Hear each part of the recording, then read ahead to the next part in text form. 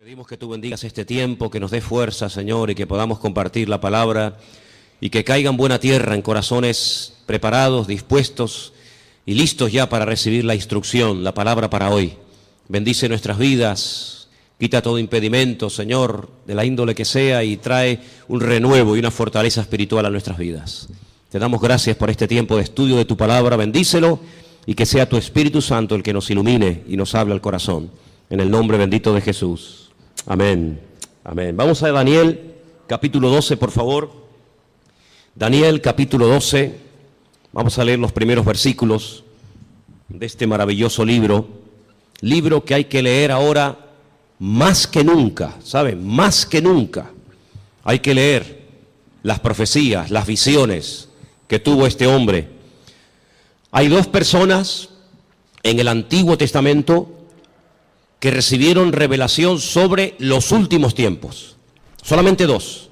Muchos profetas recibieron revelación para su época o para tiempos cercanos a su época. Pero hay dos profetas que especialmente destacan, dos hombres que especialmente destacan por encima de los demás. Uno es el profeta Daniel. Dice la Biblia que muchas de las cosas que él recibió y muchas de las cosas que él dejó escritas en su libro, él no las entendía. Él por fe las escribía y ahí las dejaba, y el Señor le decía, esto es para el fin de los tiempos, para los últimos días. Y otro hombre que dice literalmente en Génesis 49:1, no lo vamos a leer, pero si lo quieren, recuérdenlo.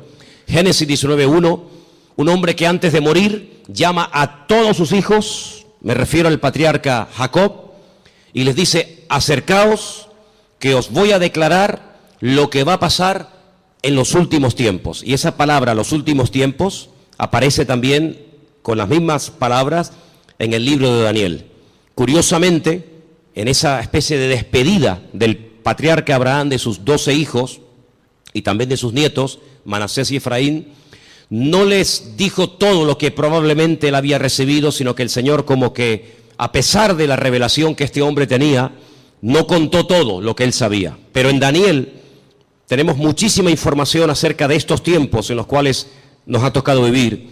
Y a partir del versículo 1 vamos a comenzar a leer, y dice así la palabra del Señor. ¿Lo tienen, hermanos? Daniel 12:1.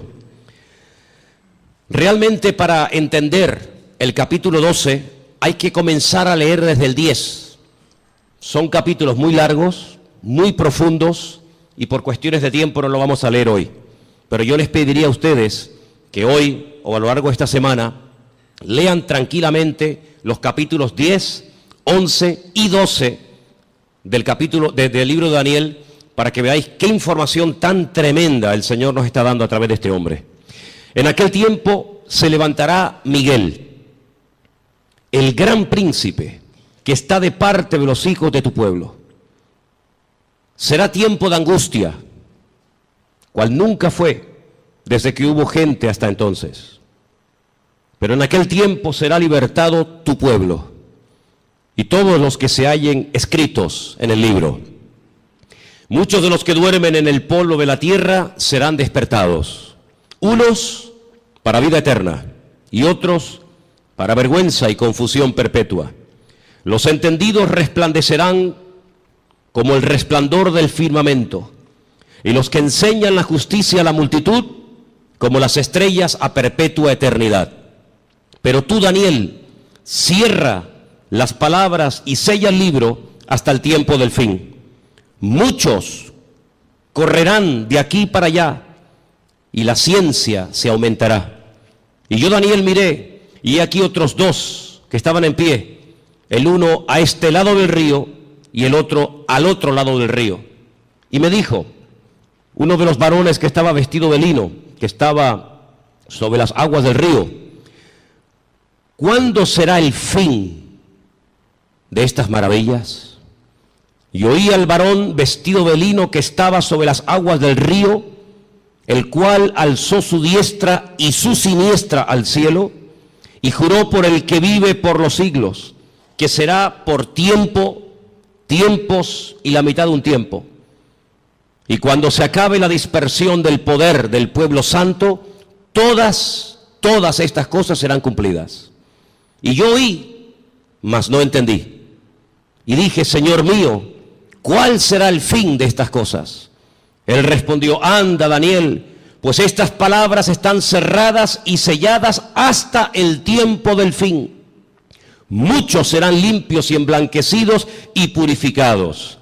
Los impíos procederán impíamente, y ninguno de los impíos entenderá, pero los entendidos comprenderán. Y desde el tiempo que se ha quitado el continuo sacrificio hasta la abominación desoladora, habrá 1290 días. Bienaventurado el que espere y llegue a 1335 días. Y tú irás hasta el fin y reposarás y te levantarás para recibir tu heredad al fin de los días. ¿Cuántos dicen amén? No es un libro fácil, ¿saben? Es un libro que además hay partes, no todo. Estos capítulos no, gracias a Dios, pero hay otros capítulos que están escritos en arameo. Y aunque se escriben las letras igual, las palabras significan cosas diferentes. Por lo tanto, esos capítulos, yo particularmente en arameo sí los puedo leer, pero no los entiendo porque no hablo arameo. Pero estos capítulos 10, 11 y 12 están escritos en hebreo y son muy interesantes porque hay expresiones, hay hebraísmos, hay palabras que tienen una profundidad, un sentido mucho más profundo que lo que a priori se puede entender, se puede ver, ¿no? ¿Por dónde empezamos? Bueno, hermanos, solamente decirles algo. ¿Os dais cuenta cómo está el mundo? En cuestión de días, en cuestión de semanas, el panorama mundial ha cambiado completamente.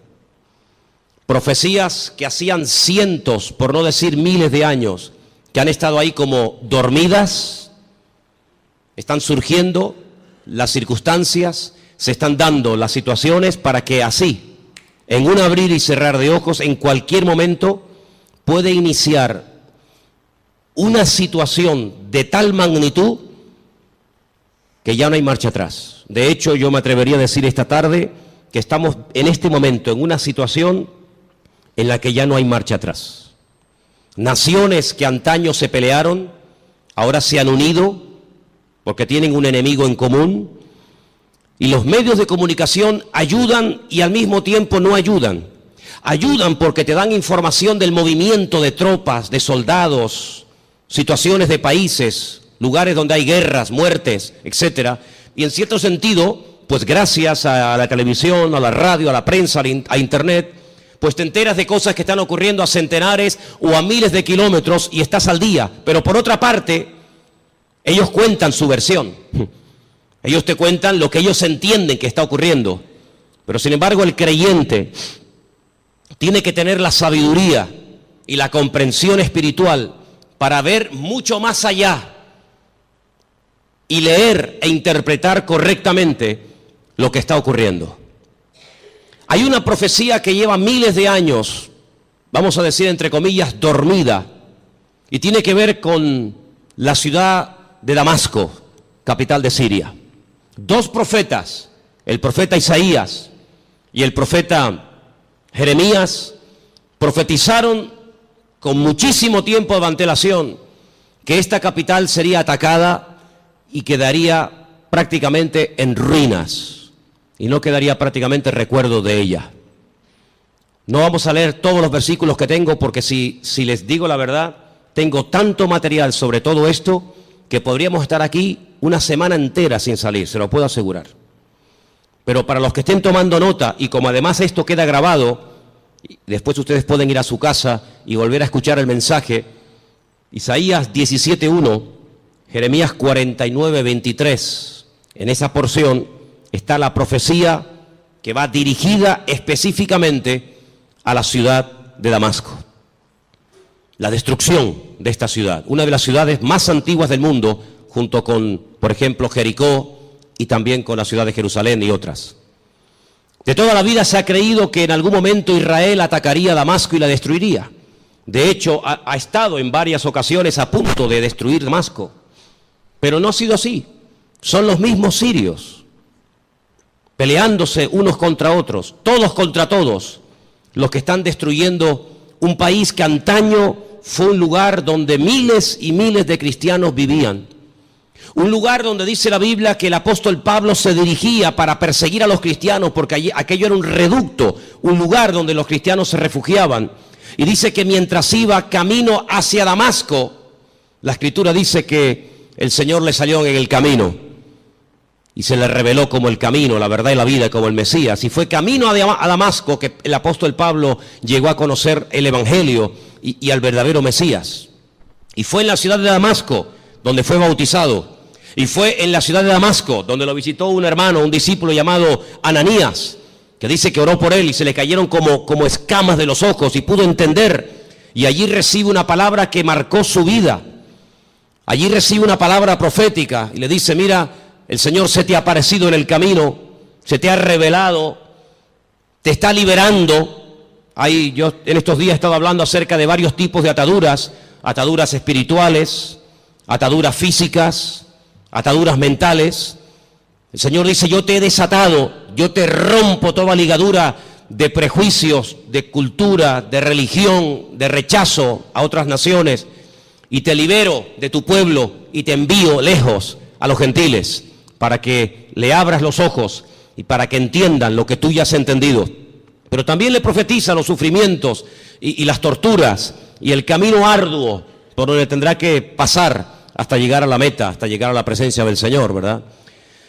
Y estamos viendo cómo en Siria ya sinceramente todas las cifras se quedan cortas, porque ¿quién realmente sabe cuánta gente ha muerto, cuántos están muriendo, cuántos van a terminar de morir en el país de Siria, un país que está en el norte de Israel, que lo separa, digamos, esa frontera natural llamada los Altos del Golán, esa especie de balcón donde allí se encuentra el famoso Monte Hermón, ¿verdad?, del cual habla el Salmo 133, ¿verdad? Mirad cuán bueno y cuán delicioso es los hermanos juntos en armonía, y ahí habla de ese hermoso monte. Bueno, pues en ese país están peleando, como dije, todos contra todos. Ahora, para entender un poco lo que está ocurriendo, hay una serie de palabras que prácticamente a diario se escuchan en la televisión y muchas veces la gente no sabe de lo que se está hablando. El mundo del Islam está dividido fundamentalmente en dos grandes fracciones. Hay algunos grupitos de los cuales no vamos a hablar, pero el mundo del Islam está dividido en dos grandes partes. Casi con más de un 80% están los suníes y con un 13% están los chiíes. Y de esto oímos hablar mucho a diario, ¿verdad? Los suníes, los chiíes. Y aunque hay países donde están todos juntos, pero hay después otros países que son mayoría suníes o mayoría chiíes. Por ejemplo, los países donde son mayoría los suníes, con más del 80%, es Arabia Saudita, donde se encuentra la Meca, Kuwait, los Emiratos Árabes, Jordania, Egipto, Pakistán, Afganistán, Yemen y otros más. Los países con mayoría chií, Irán, Persia, como lo llama la Biblia, la cabeza, parte de Irán, Líbano. Decir Siria, pues es un poco complicado, porque en Siria están ahí todos contra todos, Azerbaiyán, Bahrein. Cada uno de estos grupos, todos creen en el profeta Mahoma, todos leen el mismo libro, el Corán, pero hay grandes diferencias entre unos y otros. Daré algunas pinceladas para que nos situemos y sepamos de lo que estamos hablando y por qué se matan y por qué se odian tanto los suníes y los chiíes. En cada uno de estos bandos, por decirlo de alguna manera, o de estas fracciones, hay diferentes grupos armados que pelean contra los otros. Por ejemplo, el grupo terrorista más famoso de los chiíes es, sin lugar a dudas, Hezbollah, que son los que están ahí en el norte, en los Altos del Golán, y que en algunas ocasiones han atacado a Israel, e Israel también les ha atacado. Así que Hezbollah es un grupo mayoritariamente chií que está financiado por Irán. Pero luego en el otro bando, en la parte de los suníes, tenemos al famoso grupo Al-Qaeda, responsables de las famosas Torres Gemelas, tenemos a los talibanes, tenemos al famoso Estado Islámico, ISIS, a los hermanos musulmanes que ganaron y después fueron derrocados en Egipto, y tenemos al grupo Hamas. Hamas significa violencia y es el grupo que en este momento está liberando la franja de Gaza, allí al sur de Israel. ¿Por qué se llevan tan mal los chiíes y los suníes? A la muerte del profeta Mahoma, su yerno, que a la vez era su primo, llamado Alí, fue el que ocupó el lugar del profeta Mahoma. Sin embargo, en el grupo de los suníes, su suegro, que fue el que recopiló todas las cosas acerca del Corán, que era de la misma tribu que Mahoma, Abu Bakr, era el que tomó el liderazgo del Islam. La palabra suníe viene de la palabra árabe suma, que significa código de conducta. Ellos creen en los ulemas, que son los doctores, los teólogos del Corán, y son los únicos que pueden, digamos, interpretar lo que dice el Corán, los textos del Corán. Por otro lado, los chiíes tienen a los famosos ayatolás, y ellos lo que hacen es que unen la política y la religión, y hay ahí una lucha, porque los suníes dicen que entre Alá y el hombre no puede haber ningún tipo de intermediarios, no se puede adorar a nadie más que a Alá, ¿sí? Pero sin embargo los chiíes, aunque también adoran a Alá y creen en el Corán, y van a la Meca en peregrinación, de hecho, sabéis, la última peregrinación ha sido, como todos los años, catastrófica, han muerto casi 800 chiíes, la mayoría de ellos procedentes de Irán y de otros países chiitas, pues ellos además en sus mezquitas tienen fotografías de sus mártires, entre comillas, de sus santos, y en cierto sentido como casi que los veneran. Así que estos dos bandos están enfrentados los unos contra los otros. Y allí en Siria, por ejemplo, están peleando los chiíes contra los suníes contra los chiíes. Unos son apoyados por unos países, otros son apoyados por otros países. Pero curiosamente nada de lo que ocurre en el mundo ocurre por casualidad. Todo tiene una razón de ser. Los hombres no pueden ir de un lugar a otro si Dios no lo permite. Las naciones no pueden dejar sus territorios y abarcar o conquistar otros territorios si Dios no lo permite. Todos los cambios que está habiendo en la geografía, en la política, en la economía, no es producto de la casualidad ni de la locura de cuatro locos, sino que todo esto es el movimiento que Dios permite que se lleve a cabo para el cumplimiento de las profecías, tanto de Daniel como de Ezequiel y otros grandes varones de Dios, que pronosticaron con cientos y con miles de años de antelación todo lo que iba a ocurrir. Curiosamente, Irán, que no son árabes, no confundan, los iraníes no son árabes, son persas, es el segundo animal, la segunda parte de la figura que vio Daniel en aquel sueño, pues dice que ya se han unido con el gran enemigo del norte, que es Rusia, y ya han comenzado a atacar a los enemigos del presidente de Siria, y ya dentro de pocos días comenzará una invasión por tierra, y ya están allí miles y miles de soldados rusos, armados hasta los dientes, ya están atacando posiciones del famoso Estado Islámico y otros también que no tienen nada que ver con el Estado Islámico.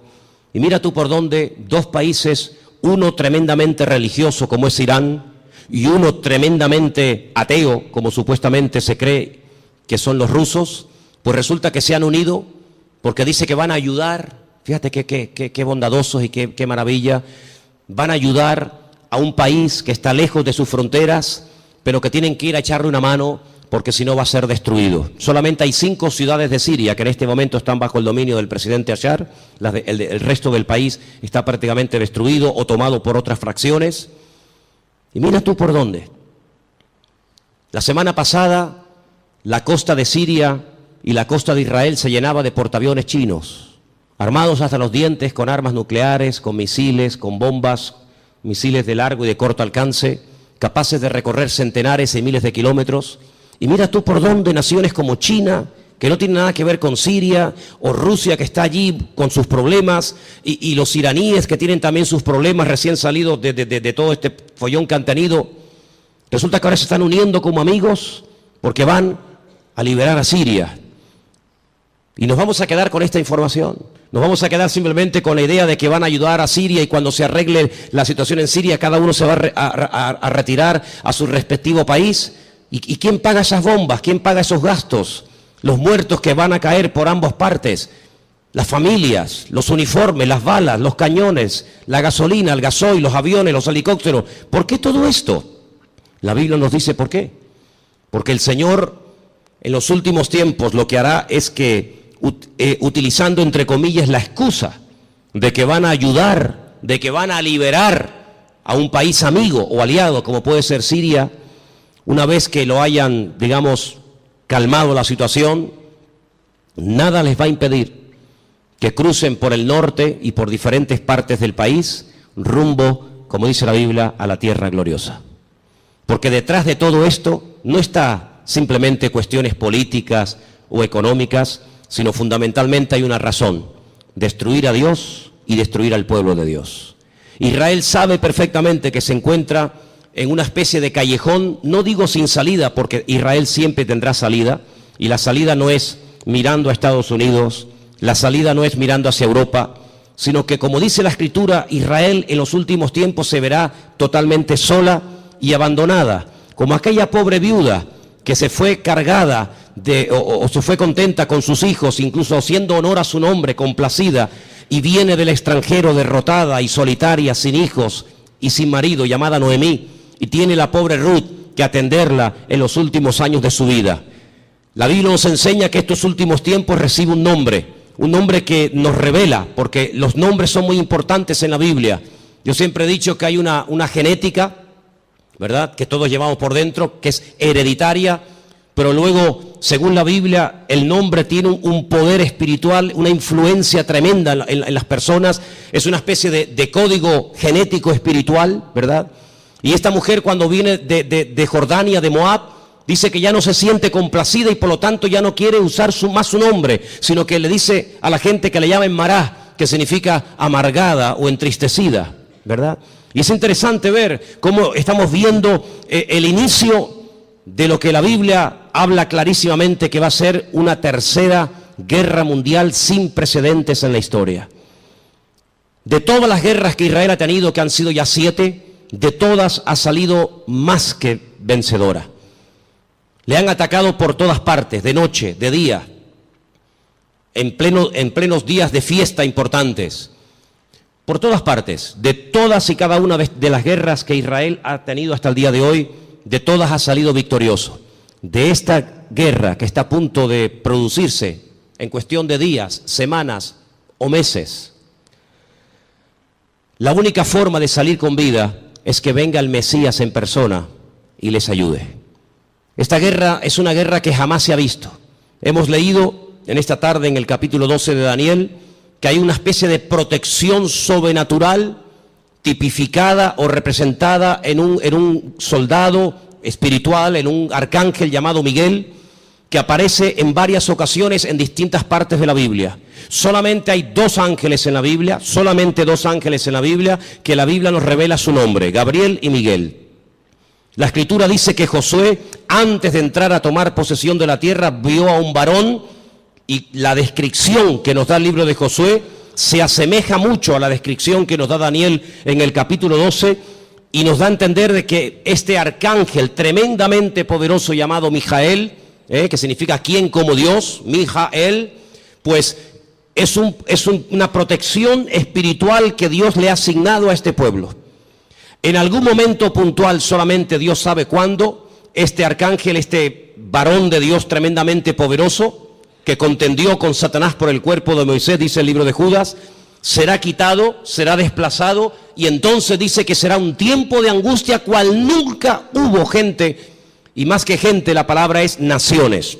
Desde que hay naciones sobre la faz de la tierra, dice la Biblia que nunca el hombre habrá visto una guerra de tal magnitud, con tanta cantidad de soldados, de armamento y de tropas como esta última. Vamos a leer dentro de unos momentos algunos textos de la Biblia, pero es impresionante los datos que la Biblia te da antes de que comience la guerra. Aún no ha comenzado, aún no existía el siglo XX, o el siglo XXI, cuando todo esto se escribió, y los profetas, por revelación del Señor, recibieron los datos concretos y específicos sobre esta guerra. Por ejemplo, nos dice que llegarán a intervenir más de 200 millones de soldados. Jamás ha habido ninguna guerra con tantos millones de soldados. 200 millones de soldados. Esta guerra se describe de una forma tremenda, con unos detalles que te quedas con la boca abierta en 3 capítulos de la Biblia. Creo que sois capaces de recordar estas cifras. Ezequiel 38 y 39 y Zacarías capítulo 14. Ahí tenéis toda la información acerca de esta tremenda batalla que empezará por el norte, capitaneada y dirigida nada más y nada menos que por Rusia. En el capítulo 38 del libro de Ezequiel nos dice algunas cosas muy interesantes sobre este tiempo final. Y voy a leer algunos versículos para que veáis qué importancia le da el Señor a que el pueblo de Dios no esté en la ignorancia. Hay gente que está muy distraída, muy sumergida en sus problemas, muy metidos en sus cuestiones y se olvidan de que el Señor en su palabra nos dice que tenemos que levantar la vista y darnos cuenta de que nuestra redención está cercana. Ezequiel 38 dice, versículo 1, vino palabra del Señor diciendo, hijo de hombre, pon tu rostro contra Gog. Gog es el nombre, digamos, simbólico, no es que se llame así, de una región que la Biblia lo llama Magog, que está en todo lo que sería todo el territorio que ocupa Rusia actualmente. Y fijaros que hay dos nombres de hombres, solamente dos hombres de hombres, que curiosamente tanto en español como en hebreo empiezan y terminan con la misma letra. Uno es el nombre David. David empieza con una letra llamada Dalet y termina con otra letra llamada Dalet. Y esto nos habla acerca de que David era un hombre que cuando lo conocías así era. No es que lo vas conociendo y es completamente diferente. Es un hombre que no tiene dos caras, no tiene dos personalidades, no tiene doblez en su carácter. David era así. Por eso esa letra que empieza y esa letra que termina es la misma, como diciendo que David es un hombre que es lo que ves, no hay más. Curiosamente, en un acto de imitación sin precedentes en la historia, a este líder político se le pone un nombre simbólico cuya letra empieza por la G o la Gimel en hebreo y con la misma letra termina la G o la Gimel, God, como diciendo que lo que ves es lo que hay. En David era lo positivo. Si ves que es un hombre espiritual, es que es espiritual. Si ves que es un hombre valiente, es que es valiente. No es que dé impresión de valiente y luego es un cobarde. No es que es un hombre aparentemente espiritual y luego es un carnal. No. Bueno, pues en God, en este personaje que nosotros lo conocemos más famoso como el nombre del famoso anticristo, si tú lo ves así, así es como es. Es malo, es apoyado por el diablo, etcétera, etcétera. Y dice aquí, así ha dicho el Señor, he aquí yo estoy contra ti, oh God, príncipe soberano de Mesec y Tubal. Estos son hijos de Noé. Te quebrantaré, pondré garfios en tus quijadas y te sacaré a ti y a todo tu ejército, caballos, jinetes, en todo equipados, gran multitud de paveses, escudos, teniendo todos ellos espada. Y ahora menciona una coalición, no están todos nombrados, una pequeña coalición de naciones que se van a unir. Y menciona Persia, y ya hemos dicho que Persia, ¿quién es? Ok, es Irán.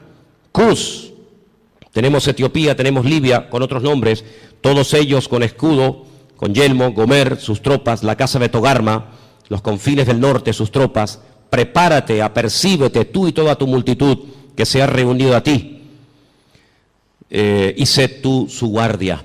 Pero si leemos un poquito más adelante, versículo 15, vendrás de tu lugar de las regiones del norte, y tú y muchos pueblos contigo. Fíjate, todos ellos a caballo, gran multitud, poderoso ejército. Subirás contra mi pueblo Israel. Sí, es inevitable que este hombre ataque a Israel, es inevitable. Bueno, pero es que van a ir a Siria. La noticia no dice nada de Israel. Las noticias no, pero la Biblia sí. Y las noticias no pueden saber la información que tú y yo tenemos en esta tarde. Mañana Telecinco no puede decir, le presentarían una denuncia, dirían, esta gente está loca. Mañana no vamos a ver en Telecinco, en Antena 3, que Rusia pretende apoderarse de los altos del Golán con la intención de atacar Israel. Me dice, pues ustedes están locos. No. Las noticias no te lo van a decir, te lo estoy diciendo yo, te lo está diciendo el Señor a través de mi boca. Subirás contra mi pueblo Israel como nublado para cubrir la tierra y será al cabo de los días, al final de los tiempos, en estos tiempos. ¿Y qué dice aquí? Y te traeré sobre mi tierra. No es que a Putin se le ocurre la genial idea de decir, bueno, vamos a Siria y ya que estamos a un tiro de piedra, saltamos los altos del Golán y desde los altos del Golán vemos todo Israel abajo y la machacamos. Total, que son 300 kilómetros de largo para un imperio, para una potencia militar como Rusia, que con una bomba hace así y borra de la faz de la tierra a 10 millones de personas, porque eso es lo que puede tener Israel en este momento, si es que llega ahora mismo a 10 millones de personas viviendo allí. ¿Qué puede impedir? Pero no es él el que lo decide, es Dios el que le dice a Gog, ven a mi tierra, ven. Y entonces dice, para que las naciones me conozcan, cuando sea santificado en ti, oh Gog, delante de tus ojos. Así dice el Señor, ¿no eres tú aquel de quien hablé yo en tiempos pasados por mis siervos los profetas de Israel, los cuales profetizaron en aquellos tiempos que yo te había de traer sobre ellos? Israel sabe perfectamente que Rusia les va a atacar en cualquier momento. Ya lo hicieron hace poco allí en Ucrania, en el país de nuestro hermano. No se cortan un pelo, no tienen ningún problema, tienen afán de expansión, quieren recuperar lo perdido e incluso lo que nunca fue de ellos. No atacaron en un momento determinado un país que no tenía nada que ver con Rusia, como fue Afganistán. La Biblia profetiza que Rusia va a atacar en los últimos tiempos a Israel. En aquel tiempo, cuando venga Gog contra la tierra de Israel, dice el Señor, subirá mi ira y mi enojo. Tremendo. Pero vamos al capítulo 39. He aquí yo estoy contra ti, oh Gog, príncipe soberano de Mesed y Tubal. Te quebrantaré y te conduciré y te haré subir de las partes del norte y te traeré sobre los montes de Israel. Otra vez. Te sacaré tu arco de tu mano izquierda y te derribaré tus saetas en tu mano. Sobre los montes de Israel, ahora viene la palabra tremenda. Sí, es verdad, Rusia atacará a Israel, pero sobre los montes de Israel caerás tú y todas tus tropas, y los pueblos que fueron contigo, y aves de rapiña de toda especie, las fieras del campo, le he dado por comida. Sobre la faz del campo caerás, porque yo he hablado, dice el Señor. Impresionante, ¿eh? Enviaré fuego sobre Magog, sobre los que moran con seguridad en las costas, y sabrán que yo soy el Señor. Y haré notorio mi santo nombre en medio de mi pueblo Israel, y nunca más dejaré profanar mi santo nombre. Y sabrán las naciones que yo soy el Eterno, el Santo de Israel. He aquí viene y se cumplirá, dice el Señor, este es el día en el cual yo he hablado. Los moradores de la ciudad de Israel saldrán y encenderán y quemarán armas, escudos, paveses, arcos, saetas, dardos de mano y de lanzas, y los quemarán en el fuego por 7 años. Durante 7 años tendrán combustible, tendrán armamento de todo lo que abandonaron estas tropas tremendas. No traerán leña del campo ni cortarán de los árboles, sino quemarán las armas en el fuego y despojarán a sus despojadores y robarán a los que les robaron, dice el Señor. En aquel tiempo, qué tremendo. En aquel tiempo, yo daré a Gog lugar para sepultura allí en Israel. Allí va a ser enterrado este personaje que lo llamamos el anticristo, que Ezequiel lo llama Gog. Allí va a ser enterrado, y después le voy a decir cómo el Señor es tan misericordioso que permite que el anticristo o Gog, ¿por qué el Señor permite a un personaje tan ruin y tan malo que sea enterrado en Israel y no despedazado, comido por las fieras? Vais a ver qué misericordioso es el Señor. En aquel tiempo yo daré a Gog lugar para sepultura allí en Israel, en el valle de los que pasan al oriente del mar, obstruirá el paso a los transeúntes, pues allí enterrarán a Gog y a toda su multitud, y lo llamarán el valle de Hamón Gog, que significa la multitud de Gog. La casa de Israel los estará enterrando por 7 meses. ¡Qué matanza, hermanos! 7 meses enterrando cadáveres. Impresionante, ¿eh? Versículo 13. Los enterrará todo el pueblo de la tierra, y será para ellos célebre el día en el que yo sea glorificado, dice el Señor. Tomarán hombres a jornal que vayan por el país con los que viajen para enterrar a los que queden sobre la faz de la tierra, a fin de limpiarla, y al cabo de 7 meses harán el reconocimiento. Pasarán los que irán por el país, y el que vea los huesos de algún hombre pondrá junto a ellos una señal, hasta que los entierren los sepultureros en el valle de Hamón Gog. Versículo 21, pondré mi gloria entre las naciones y todas las naciones verán el juicio, mi juicio que habré hecho y mi mano sobre ellos. Es increíble, ¿no? Como el profeta Ezequiel pudo describir con una exactitud tremenda cuánto tiempo estarán enterrando cadáveres, cuántos años quemando armamento al fuego. ¿Quién es este hombre God? Si ustedes estudian los nombres de los hijos de Noé, porque de ahí arranca todo, una de las cosas que tenemos que tener bien claro es que el futuro está escrito, está codificado en el pasado. Todo está escrito en el Génesis. Y para poder comprender lo que va a pasar en el futuro, hay que saber lo que pasó en el pasado. 3 hijos tuvo Noé: Sem, Can y Jafet. Cuando Noé sale del arca, planta una viña, dice la palabra de Dios que se emborrachó, perdió el control, se emborrachó, quedó desnudo en medio de su tienda. Y uno de sus hijos, Can, dice el texto hebreo, que se rió, se burló de su padre, no lo cubrió, no lo tapó, lo humilló, se lo contó a sus hermanos, incluso hasta intentó propasarse con su propio hermano, con su propio padre. Sus 2 hermanos fueron de espalda caminando y taparon a su padre. Fíjate qué misericordioso es el Señor, que este personaje que es descendiente de Jafet, no de Can, no de Sem, sino de Jafet, por haber cubierto a su padre, él será cubierto con tierra en los últimos tiempos, en la tierra de Israel. El refrán dice, midá keneged midá, lo que siembras es lo que cosechas, medida por medida. ¿Por qué esperó el pueblo de Israel por María? Al fin y al cabo era una, el resto era tanta gente, 2 millones de personas. ¿Por qué esperó todo el pueblo por María?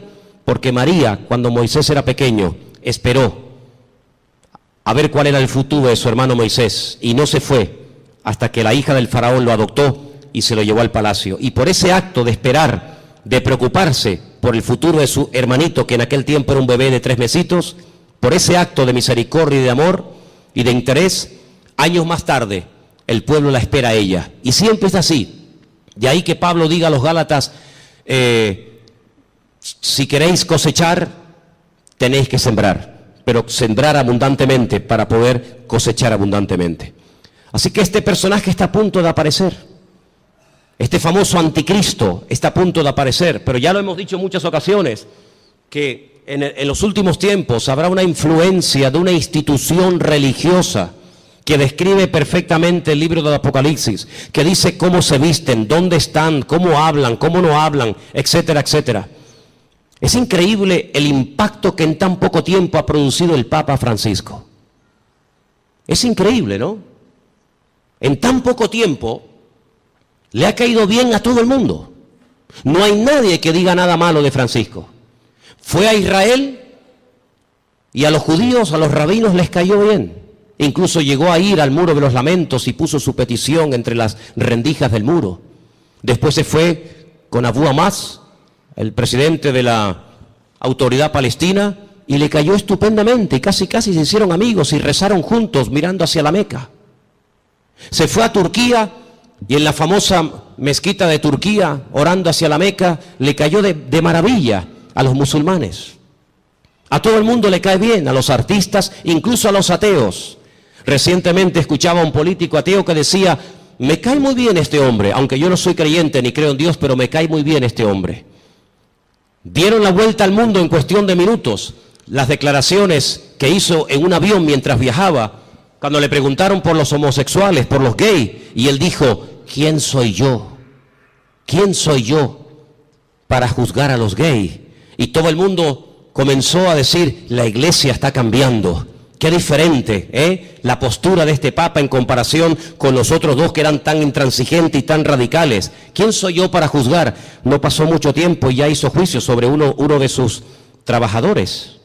Ayer un sacerdote, dice él, que salió del armario porque Dios así se lo había pedido y así lo había querido, y fulminantemente fue destituido, ¿no?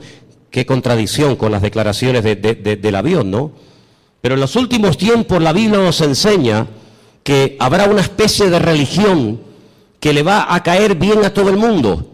Será capaz de ir con los musulmanes, con los judíos, con los cristianos. Dicho sea de paso, hace muy poco tiempo este Papa se fue por primera vez en toda la historia con un pastor muy conocido por nosotros a una iglesia evangélica en la ciudad de Caserta, en Italia, donde yo estuve ahora hace unos días. Estuvo con un montón de pastores que vinieron de Argentina, puesto que el Papa es argentino, y allí tuvieron un culto donde él estuvo como uno más. Hicieron un tiempito de oración, y él hizo una oración incluso, y todos participaron, y se sacaron fotografías, y todo el mundo, qué contento, ¿verdad? La Biblia nos enseña que las rameras son capaces de irse con gente mayor y con gente joven. Las rameras son capaces de irse con gente sin dientes y con gente con dentadura perfecta. Las prostitutas son capaces de trabajar de día o de noche, y lo mismo le da a irse con un blanco, con un negro, con un rico, con un pobre, con un cristiano, con un ateo, con un satánico, le da igual, porque ese es su trabajo, llevarse bien con todo el mundo para sacarle lo que ella quiera a cambio. Y la palabra de Dios nos enseña que en los últimos tiempos la política y la religión se casarán y se unirán. Qué tremendo los lugares y las conversaciones que últimamente está manteniendo el Papa y muchos políticos viajando de un lugar para otro. Todo está preparado. Y hermanos, esto no ha hecho más que empezar, pero en cualquier momento salta la chispa.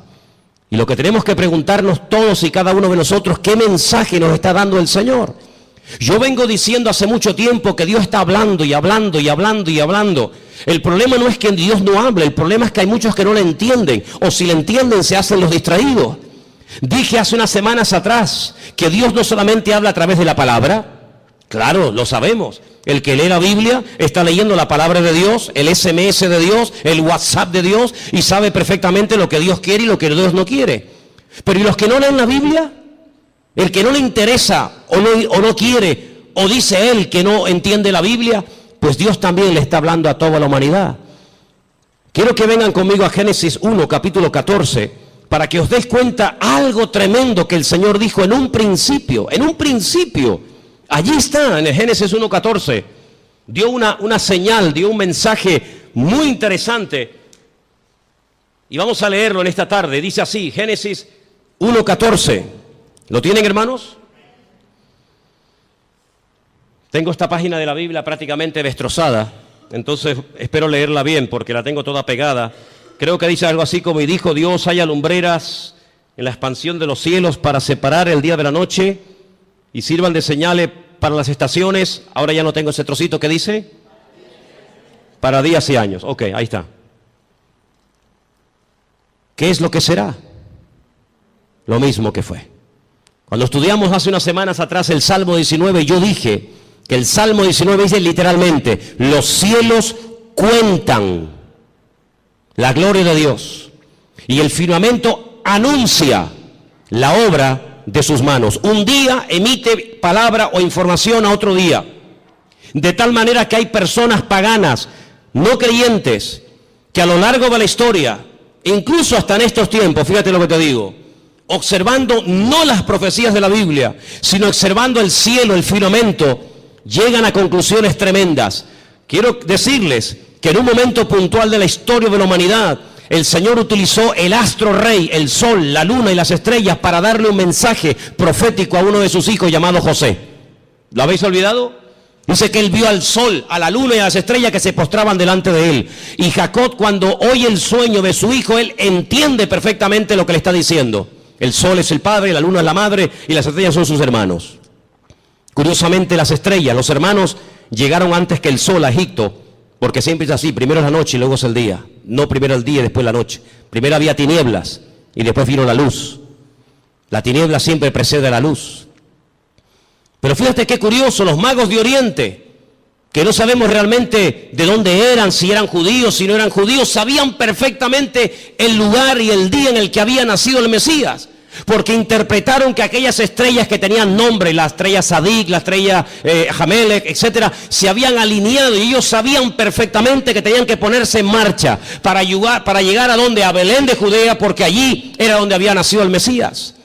Y es que el Señor, en el versículo 14 de Génesis 1 que hemos leído, dice que cuando Él creó el sol, cuando Él creó la luna y Él creó las estrellas, no solamente las creó, número uno, para separar, para hacer diferencia entre el día y la noche, no, sino que dice que las creó para las estaciones. Y la palabra estaciones es la palabra hebrea modín. Y la palabra modín, ¿sabe lo que significa? Fiestas. Es la misma palabra que se emplea en Levítico cuando dice, recuerden las fiestas del Señor. ¿Cuándo tienen que ir? ¿Cuándo no tienen que ir? ¿Cuándo tienen que ponerse en marcha? ¿Cuándo no tienen que ponerse en marcha? En otras palabras, cuando ustedes vean los cielos, ustedes podrán discernir en qué tiempo de su relación con Dios ustedes se encuentran. Es muy importante que tú, hermano y hermana que me escuchas en esta noche, te preguntes, ¿dónde me encuentro ahora mismo en mi camino, en mi relación con Dios? ¿Estoy más cerca? ¿Estoy más lejos? ¿En qué punto me encuentro? Porque el tiempo marca la circunstancia y la circunstancia marca el tiempo.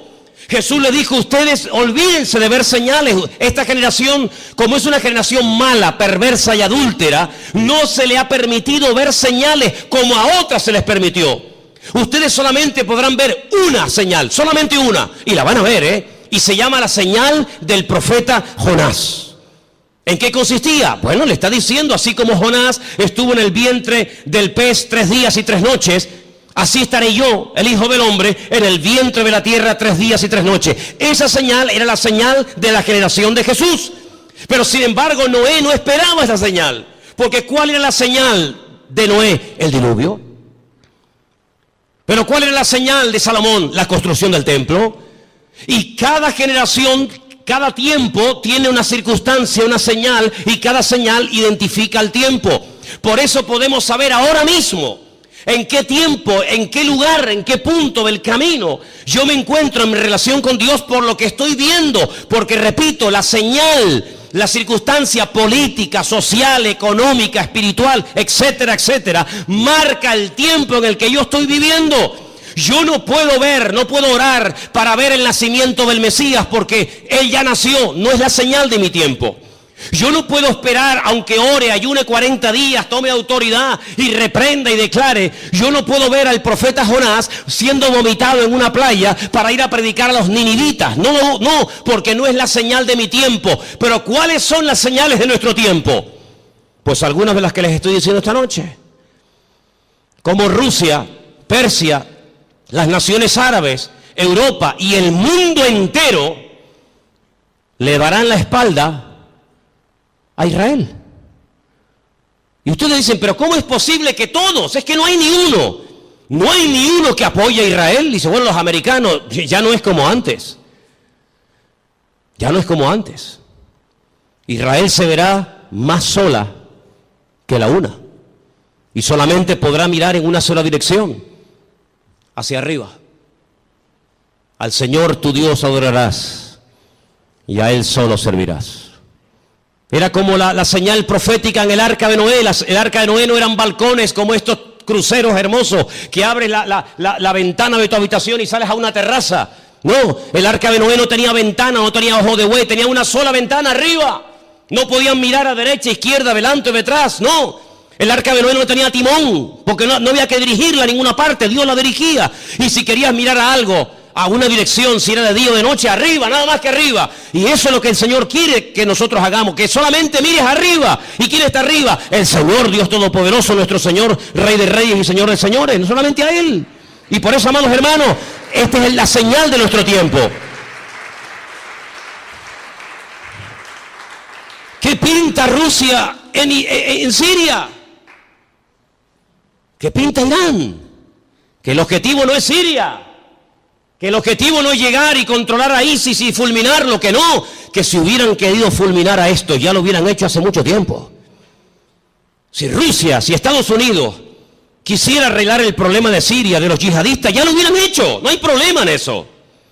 No lanzó una bomba Estados Unidos sobre una ciudad japonesa llamada Hiroshima y se cargó a más de 500.000 de personas así, y no lanzó otra sobre Nagasaki, y en cuestión de segundos hizo, la borró de la faz de la tierra.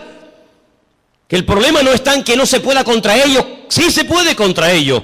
El tema es que cada pieza tiene que encajar en el puzzle del Señor. Y el Señor ha puesto a esta gente allí. Una cosa increíble que un musulmán dinamite una mezquita o ataque a otro musulmán, es una cosa increíble. Que le prenda fuego a un cuerpo de un hermano musulmán es una cosa inconcebible dentro del Islam, porque el Islam no es eso. Pero con esa excusa, las potencias se están uniendo, pero no se dan cuenta de que es el Señor el que les está diciendo, vengan, vengan. Y al final dice que el Señor los llevará a un gran valle, y quiero leer y terminar con esto porque les digo, tengo material para estar aquí un año, pero en Zacarías capítulo 14, y después la última porción la leeremos en Joel, es el Señor el que le dice a las naciones, vengan que yo les voy a juzgar en el valle de la decisión, valle de Josafat. Zacarías 14, Zacarías capítulo 14, ¿lo tienen, hermanos? ¿Sí? Dice así la palabra del Señor. He aquí el día del Señor. Viene y en medio de ti serán repartidos los despojos. Porque yo reuniré a todas las naciones para combatir contra Jerusalén. Es el Señor el que permite que vayan a hacer guerra contra Jerusalén. No es una mente loca o sádica o fanática. Es el Señor. La ciudad será tomada, las casas serán saqueadas y violadas las mujeres. La mitad de la ciudad irá en cautiverio, mas el resto del pueblo no será cortado de la ciudad. Después saldrá el Señor y peleará con aquellas naciones como peleó en el día de la batalla. Se afirmarán sus pies en aquel día sobre el monte de los olivos, que está enfrente de Jerusalén al oriente. Y el monte de los olivos se partirá por en medio hacia la tierra del oriente y hacia el occidente, haciendo un valle muy grande, y la mitad del monte se apartará hacia el norte y la otra mitad hacia el sur. Seguimos un poquito más adelante, versículo 6. Acontecerá que en ese día no habrá luz clara ni oscura. Volvemos al Génesis. Será un día el cual es conocido por el Señor, que no será ni de día ni de noche. Eso es lo que no nos entra en la cabeza. Pero sucederá que al caer la tarde habrá luz. Acontecerá también en aquel día que saldrán de Jerusalén aguas vivas, la mitad de ellas hacia el mar oriental y la otra mitad hacia el mar occidental, en verano y en invierno.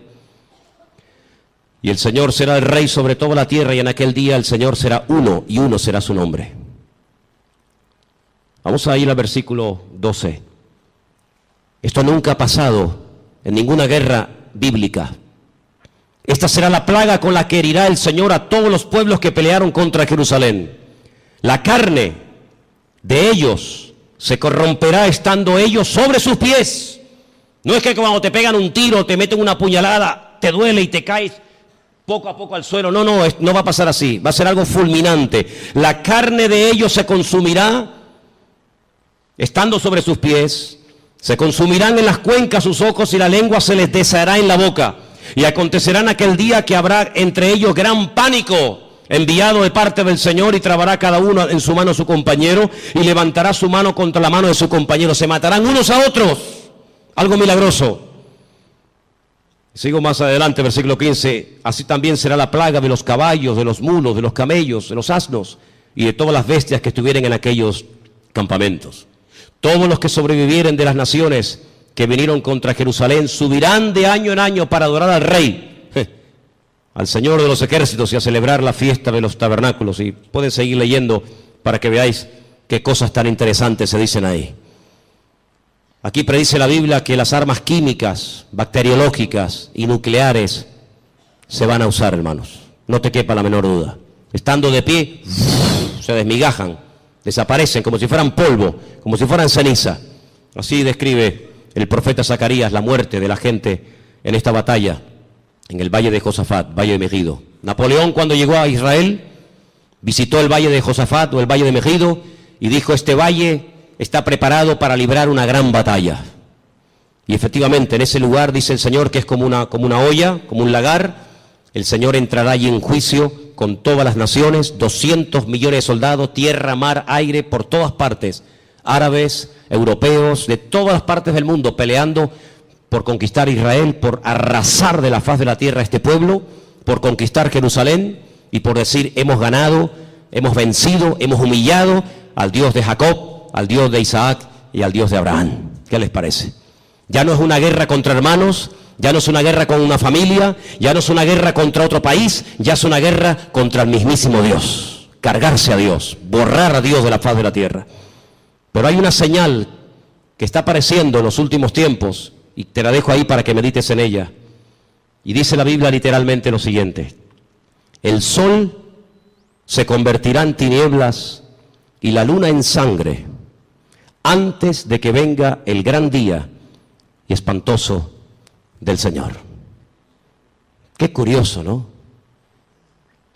Hasta Dios hablando a través de los eclipses, a través de las famosas lunas de sangre, que curiosamente tanto el año pasado, 2014, como este año 2015, siempre han aparecido coincidiendo o con Pesaj, la Pascua, o con la fiesta de los tabernáculos. Qué curioso, el año pasado y este año otra vez volvió a aparecer una cuarta luna roja en el día de Pesaj o de Pascua, y recientemente, hace unos días, en la fiesta de los tabernáculos. Dios hablando, porque un día emite palabra, otro día, los cielos cuentan la gloria del Señor. Lo que puedo decir con todo esto es que nos queda poco tiempo. La humanidad va a entrar en un callejón sin salida, pero dice la Biblia que tenemos que velar, tenemos que orar, buscar del Señor más que nunca, no perder el tiempo. No dejes que el enemigo te robe la paz, ni dentro de tu casa ni fuera de tu casa. No dejes que el enemigo arrebate la bendición que tanto le costó al Señor ganar en la cruz por ti y por mí. Así que en esta tarde es tiempo de acercarnos al Señor, es tiempo de decirle: Señor, recompón mi vida, restaura. Hay voces por aquí, voces por allá, el mundo se está cayendo a pedazos, la ciencia aumentará, la gente corre de un lado para otro, gente de oriente a occidente, de aquí para allá. Pero todo esto es la señal de que pronto te corre de un lado para otro, gente de oriente a occidente, de aquí para allá. Pero todo esto es la señal de que pronto viene el Señor a buscar a su pueblo. ¿Cuántos dicen amén? Cierra tus ojos, hermano. Cierra tus ojos. Lee tranquilamente hoy en casa Ezequiel 38, Ezequiel 39, el libro de Joel, las cartas de Pablo, el libro de Apocalipsis, el libro de Daniel, y te vas a dar cuenta de que el Señor está hablando por todas partes, para que despertemos del sueño, para que nos demos cuenta de que el tiempo se acorta y que no hay tiempo que perder. Señor, en esta tarde nos vamos a acercar ahora a tu mesa con acción de gracias. Queremos participar con gratitud, reconociendo tu soberanía, reconociendo tu autoridad. Nos ponemos bajo tu cobertura, Señor. Nos ponemos, Señor, en tus manos. Pedimos que bendigas este pan, este vino, símbolos de tu muerte, de tu victoria, de tu resurrección, de tu venida. Y que en esta tarde lo hagamos, como dice la palabra del Señor, dignamente, valorando cada cosa que tú has hecho por nosotros, Padre.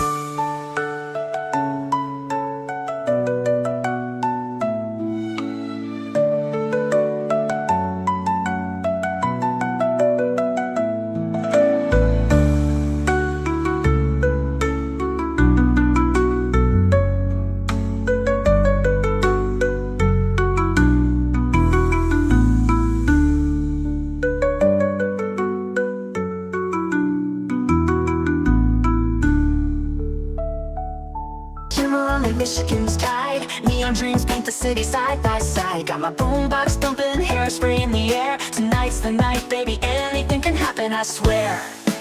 He's got eyes like fire, a smile like a summer day. And when he looks at me that way, my heart just starts to sway. He's across the room, but I know what he's thinking. Underneath this disco ball, our hearts are gonna be linking. When he's sitting nice, hearts beating like a drum. Got that magic feeling, something beautiful's begun. He's holding out his hand under the neon glow. Tonight we're gonna rewrite the stars, baby, don't you know? We're cruising down Lakeshore Drive, radio blasting our song. He's holding my hand tight, knows how to treat a girl right all night long. We're young, we're wild, got the whole world at our feet. This feeling's electric, baby, can't you feel the heat? He leans in close, whispers secrets in my ear. The city fades away, all I hear is him right here. Fireworks in my soul, this moment's meant to be. Underneath the Chicago moon, he's everything to me. He's got eyes like fire, a smile like a summer day. And when he looks at me that way, my heart just starts to sway. He's across the room, but I know what he's thinking. Underneath this disco ball, our hearts are gonna be linking. When he's sitting nice, hearts beating like a drum. Got that magic feeling, something beautiful's begun. He's holding out his hand under the neon glow. Tonight we're gonna rewrite the stars, baby, don't you know?